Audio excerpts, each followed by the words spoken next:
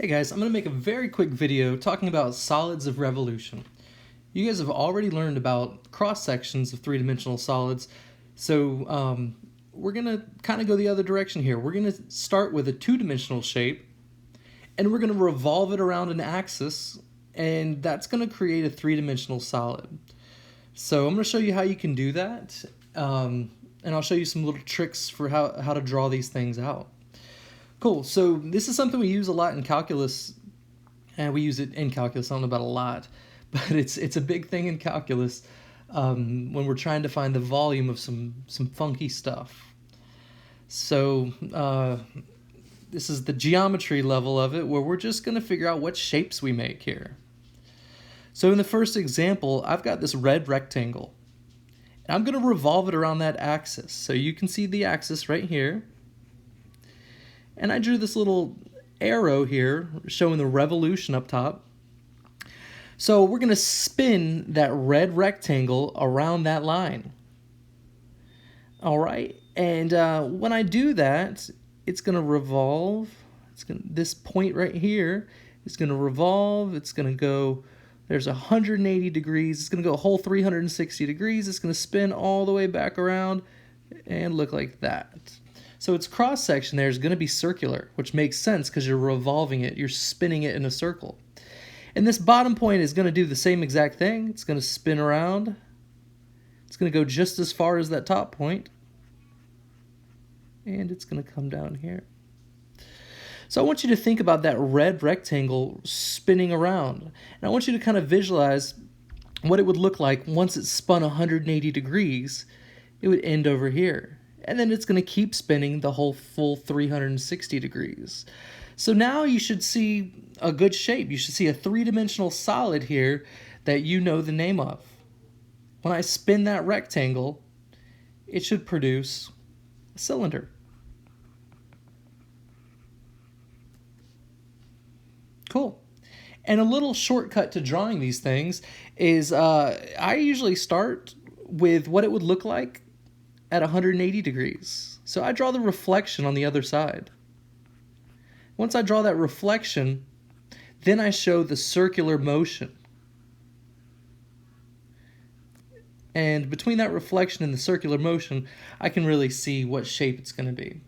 In fact, let's use that little trick over here for example 2. Let's start with that reflection, that 180 degree rotation here. So think about what this would look like once it, oops, that's a terrible line. Once it was reflected, something like that maybe. All right, so that's what it would look like when it was spun 180 degrees. And we know that each point is going to spin around the axis and then a whole 360 degree spin. So that point that I started with is going to end right back there. And then this point at the top is already on the axis, so it's not really going anywhere. So you can see that that triangle, when revolved around that axis, is going to give us a cone. If you wanted to, just for fun, you could make more cross sections. You could take any random point and say, hey dude, I'm going to spin you all the way around. You're going to have circular cross sections, and it is a cone. Let's look at 2 more examples. All right, example 3 is funky. I got this green, it looks like, I don't know, like half of a guitar or something. So this thing is going to spin around our axis, just like the others, and we're going to get a funky shape. So what I'm going to do first is I'm going to draw the reflection.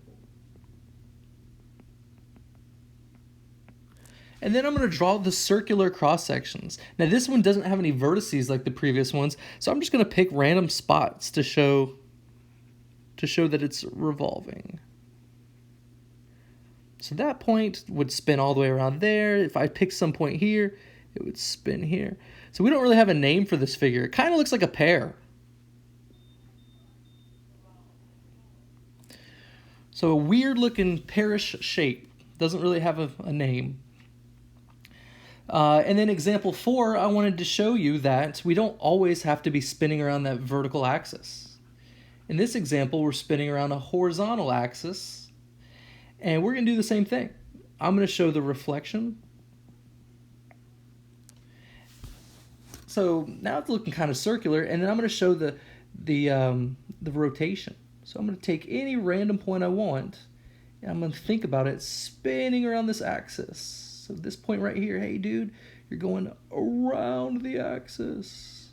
And you can see that it almost looks like a sphere. It was supposed to be a sphere. I just drew my circle really, my semicircle really badly.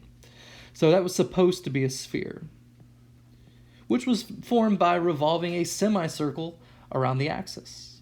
So guys, you've seen 4 examples of revolving things around axes. I hope that that you think it's amazing, and I hope you do great on your assignment.